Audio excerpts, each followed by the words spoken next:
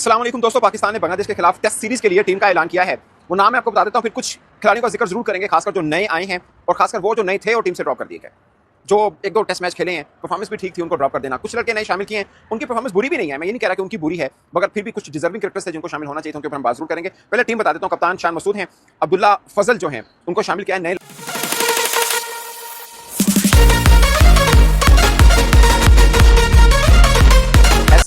बाबर आजम, हसन अली, इमामुल हक, खुरम शहजाद, मोहम्मद अब्बास, मोहम्मद रिजवान, गाजी गोरी wicket keeper batsman के तौर पर, नुमान अली, साजिद खान, सलमान अली आगा, सऊद शकील और शहीन शाह अफरीदी। ओवरऑल बांग्लादेश के खिलाफ टेस्ट खेलने आपको लगेगा स्क्वाड ठीक है, और कुछ लड़के हैं जिनकी परफॉर्मेंस बुरी नहीं है, मैं ये नहीं कह रहा, जैसे अब्दुल्ला फजल हैं, गाजी गोरी का भी हमने उन पर बहुत तनकीद की है जब वो पाकिस्तान की वाइट बॉल टीम के अंदर आए थे। मगर मेरा मानना है कि रेड बॉल के लिए बुरी ऑप्शन नहीं है, मगर इनके ओवरऑल रिकॉर्ड अगर देखें, पहले गाजी गोरी की बात कर लेते हैं, बल्कि 3-4 खिलाड़ी जिनको मैं आपको बताता हूं उसके ऊपर बात होगी। अब्दुल्ला फजल पे बात होगी। दूसरा, आसिफ अफरीदी ने एक टेस्ट में जो अफ्रीका के खिलाफ अपने खेला लास्ट 6 विकेट्स लिए हैं, काजम ट्रॉफी में भी अच्छा परफॉर्म किया, यानी पाकिस्तान के डोमेस्टिक में अच्छा परफॉर्म किया। ठीक है, उनकी एज ज्यादा, जब अपने लिया था एक टेस्ट मैच खिला के फारिग करा देना अपने उनको, मतलब अच्छा परफॉर्म किया, 6 विकेट लिए अपने लास्ट टेस्ट मैच के अंदर। अब कैसे उनको बाहर निकाल सकते हैं? मोहम्मद हरेरा, इतना डेकोरेटेड उनका रिकॉर्ड था डोमेस्टिक का, उनको पाकिस्तान टीम में लिया गया, 2 टेस्ट मैच के बाद फारिग, और ऐसा नहीं है कि आप बुरी फॉर्म है, अभी अच्छे रन आ रहे हैं उनके, मगर निकाल दिया गया। और अगर आपने डोमेस्टिक परफॉर्मर लेना है तो साद बेग, प्रेसिडेंट और काजम ट्रॉफी के कलेक्टिव में सबसे ज्यादा रन उसके हैं, आप उनको कैसे बाहर निकाल सकते हैं? मैं एक एक करके से बात करूंगा। रोहिल नजीर का मैं क्यों कह रहा हूं कि उनको टीम में लाजमी होना चाहिए था। गाजी गोरी बुरी ऑप्शन नहीं है, मैं ये भी नहीं कह रहा, अगर व्हाइट बॉल में वो बहुत बुरी ऑप्शन थी क्योंकि व्हाइट बॉल में कोई रिकॉर्ड नहीं था, मगर टेस्ट में उनका ठीक है, मगर फिर भी डिजर्विंग कौन था? रोहिल नजीर। उस ओवरऑल रिकॉर्ड देखें डोमेस्टिक में उसके 700 हैं, गाजी गोरी के 300 हैं। नो डाउट ये सीजन उनका बेहतर गया, बुरा नहीं गया, मगर उनका भी बुरा नहीं था रोहिल नजीर का भी। तो एक सीनियर क्रिकेटर है जिसने डोमेस्टिक में ऑलमोस्ट डबल मैच खेले गाजी गोरी के, वो डिजर्व करता है या कोई और डिजर्व करता है? आपने पिछले 2-3-4 सालों से रोहिल नजीर को लगातार पाकिस्तान ए टीम के साथ जोड़ के रखा, पाकिस्तान कैंप में भी वो आए, उसके बाद आउट ऑफ नो वेयर गाजी गोरी को ले आना। अब प्रॉब्लम क्या होता है, कोई लड़का इतना बुरा नहीं होता, उसको तरीकाकार ये अपनाया जाता है कि उसके ऊपर क्वेश्चन मार्क लग जाता है। अब गाजी गोरी शायद एक अच्छे प्रॉस्पेक्ट पाकिस्तान के हो सकते हैं, लास्ट सीजन उनका बुरा नहीं है, बेहतर गया, मगर फिर भी मुझे लगता है कि डिजर्व अगर करता है रोहिल नजीर है। मैं थोड़ा सा आपको उस पर बता देता हूँ। गाजी गोरी ने 8 मैचेस में 614 रन किए, आप मतलब 8 मैचेस में 614 रन है, 51 की एवरेज है, 2 सेंचुरीज हैं, 2 50 भी हैं। अगर रोहिल नजीर की बात करते हैं, इनके भी 200 हैं इसी सीजन में, रन थोड़े से कम जरूर हैं, 9 मैचेस में 506 रन है, एवरेज 36 की है, नो डाउट। सिर्फ एक सीजन की बात करें तो शायद आपको लगेगा कि गाजी गोरी ने थोड़ी ज्यादा रन किए रोहिल नजीर की निस्बत, मगर आप ओवरऑल तजर्बा देखें तो रोहिल नजीर का ज्यादा 700 है, इनके 300 बनते हैं गाजी गोरी के। और अगर आपने करंट फॉर्म का लेना है तो अब्दुल्ला शफी का तो 100 भी नहीं है।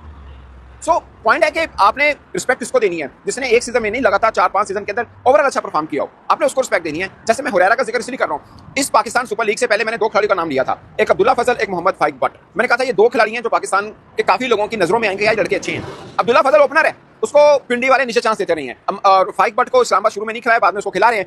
तो अब्दुल्ला फजल प्लेयर बुरा नहीं है, तगड़ा प्लेयर है, पर मेरा मानना है कि आपने टेस्ट टीम में डालने से पहले मोहम्मद हरारा को एक बार और खड़का के देख लेना चाहिए था। जिस लड़के ने इतना परफॉर्म किया हुआ है, आप उसको 2 टेस्ट मैच के बाद फारिग नहीं कर सकते हैं। फिर ये पाकिस्तान में हमेशा रहता है कि आप देखिए ना, आप जिसको पाकिस्तान की कैप देते हैं, क्या वो इतना हक भी नहीं रखता कि वो 8-10 टेस्ट मैच खेले, उसके बाद आप फैसला करें कि वो पाकिस्तान का फ्यूचर है या नहीं है?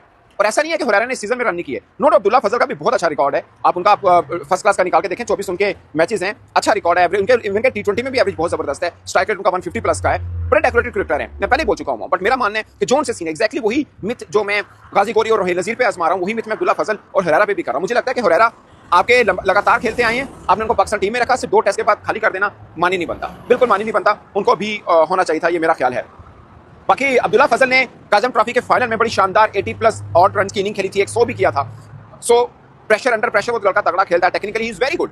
मैं बार बार उनकी तारीफ इसलिए कर रहा हूं कि मैं ये आज से आपको बोल रहा हूं कि ये पाकिस्तान का स्टार बन सकता है अब्दुल्ला फजल, बट मैं सिर्फ ये कह रहा हूं कि हुरैरा को अपने 2 टेस्ट के बाद फारिग कर दिया, उसके बाद इनको ले आना, और फिर आप देखें ना आपने पाकिस्तान सुपर लीग में इनका यूज क्या किया। नो डाउट वो एक फ्रेंचाइज की मर्जी होती है, मगर एक ओपनर को कभी 5वें नंबर पे, कभी 3रे नंबर पे, कभी 6ठे नंबर पे खिला रहे हैं, वो अब्दुल्ला फजल से ज्यादा हो सकता है। अगर आप उनको लगातार ओपनर खिला रहे होते अब्दुल्ला फजल को, रावलपिंडी वाले, आप यकीन माने रावलपिंडी की वो हाल ना होती जो आज वो बनी हुई है, जो हालत उनकी बनी हुई है। सो ये थोड़ा सा वो है। ओवरऑल अगर हम अब्दुल्ला फजल की बात करते हैं, 300 हैं 13 मैचेस में, 1057 रन से 550 थी। अब मैं बात करता हूं दोस्तों साद बेग की, जो सबसे ज्यादा हाईएस्ट जिसके रन है, शामिल हुसैन से ज्यादा उसके रन है, और अजान अवैस से भी ज्यादा उसके रन है, अब्दुल्ला फजल से भी ज्यादा उसके रन है। अगर आपने डोमेस्टिक परफॉर्मर को ही लेना है तो फर्स्ट प्रायोरिटी आपकी साद बेग बनती है। और मेरा उनके बारे में ये मानना है कि वो T20 के शायद इतने अच्छे प्लेयर नहीं जितने व्हाइट बॉल और जितने वनडे के और टेस्ट के बनते हैं, उनको वहां पे चांस बनता है एक्चुअली में। काजम ट्रॉफी प्रेजेंट ट्रॉफी में उनके 17 मैचेस में 1369 हैं, यानी 1369 रन बनते हैं, 400 हैं। अगर अजान अवैस के भी 400 हैं, उनके 18 मैचेस में 1251 रन बनते हैं। सो उनका मैच भी कम है, रन भी ज्यादा है, अच्छे 100 दोनों के 4-4 ही हैं। अजान अवैस भी बुरे प्लेयर नहीं है, तगड़े प्लेयर हैं, बट अगर मैं से वो बात करूं कि अगर आपने परफॉर्मर लेने हैं तो आप फिर उनको लें जिसने ज्यादा रन किए होंगे। अब्दुल्ला फजल भी अच्छा प्लेयर है, मगर टॉप पे कौन है? टॉप पे आपका साबिक बनता है, सो वो है। शायद वो कीपिंग वाली ऑप्शन में भी आपका एडजस्ट हो सकता था जो आपने गाजी गौरी को साथ में ऐड ऑन किया। आसिफ अफरीदी का अगर हम बात करें, अगर आपने डोमेस्टिक का लड़का लेना, आपको लगता है ये बहुत बुरा हो चुका है आसिफ अफरीदी, आपने जब लिया था तब भी सब लोगों ने बात की थी कि इस एज में आप उनको ले रहे हैं, फिर ऐसा नहीं है कि वो परफॉर्म नहीं कर रहे। 59 विकेट्स उनकी भी हैं सीजन के अंदर और आखिरी टेस्ट मैच में 6 विकेट्स उन्होंने ली थी। आप कैसे इसको ड्रॉप कर सकते हैं? कैसे? और अगर परफॉर्मर लेना है तो सबसे ज्यादा विकेट्स अली उस्मान की हैं, 73 विकेट्स बनती हैं। मैं अगेन आपको बार बार एक बात कर रहा हूं कि ये लड़के जो लिए हैं ये बुरे नहीं हैं, मैं उन पर तनकीद नहीं करना चाह रहा कि ये लड़के बुरे हैं, मैं ये कह रहा हूं कि इनसे ज्यादा डिजर्विंग कोई और हैं। मुझे ज़ाती तौर पर ये लगता है, मुझे लगता है कि गाजी गौरी की निस्बत रोहिल नज़ीर का हक बनता था, मुझे लगता है कि आसिफ अफरीदी को चांस मिलना चाहिए था, मुझे ज़ाती तौर पर ये लगता है। अब आप मोहम्मद अब्बास की बात कर रहे हैं, कोई बंदा ये बात नहीं करेगा, वो बहुत ही जबरदस्त बॉलर है मगर इंग्लिश कंडीशन में ज़्यादा सूट करता है। बेहतर यही है कि आप उनको इंग्लिश कंडीशन में ही जब यूज़ करना तो करें। यहाँ पर अगर आपके डोमेस्टिक में जो लड़के अच्छे हैं आप उनको यूज़ कर लें। बांग्लादेश में मुझे नहीं लगता वहाँ पे ज़्यादा फास्ट बॉलर खिलाएंगे। और खपाने वाली बात है, अब्बास को इतना अच्छा पेस नहीं है। अगर आप थोड़ी कंडीशनिंग देखें, वो अगर देखें उनको, वो कंडीशनिंग बॉलर है जहाँ पे सीम स्विंग अच्छा मिलता है, वो अनप्लेबल होते हैं, इसमें कोई शक नहीं। South Africa, Australia, New Zealand, England, यहाँ पे सीना कंट्री में डाल के रखी है। मगर बांग्लादेश के खिलाफ मुझे लगता है कि शायद वो प्लेइंग 11 का उस तरह से हिस्सा भी ना बन पाए। सो दोस्तों ये है ओवरऑल। अमाद बट को लिया 10 मैच में 36 आउट किए उन्होंने, 50 भी किया, 297 रन है उनके, 19 की एवरेज है। सो बेहतर है ये। सो ये वाला मामला है दोस्तों। मैं हमेशा पाकिस्तान क्रिकेट को लेकर बात करता रहता हूँ कि टैलेंट बुरा नहीं है, लड़के बुरे नहीं हैं, उनको फेयर चांस नहीं मिलता। ये जो फेयर एलिमेंट डाल दिया जाता है ना टीम में, ये बड़ी तबाही होती है। अब हुरैरा 2 मैच के बाद बाहर हो गया, अब्दुल्ला फजल को ले लें, उसको भी डर लगेगा कि मैं 2 मैच में परफॉर्म ना किया तो मुझे भी बाहर कर देंगे, क्योंकि मिसाल उसके सामने है। सो ये मिसाल गलत कायम नहीं करनी चाहिए। इस पर दोस्तों अपनी राय कमेंट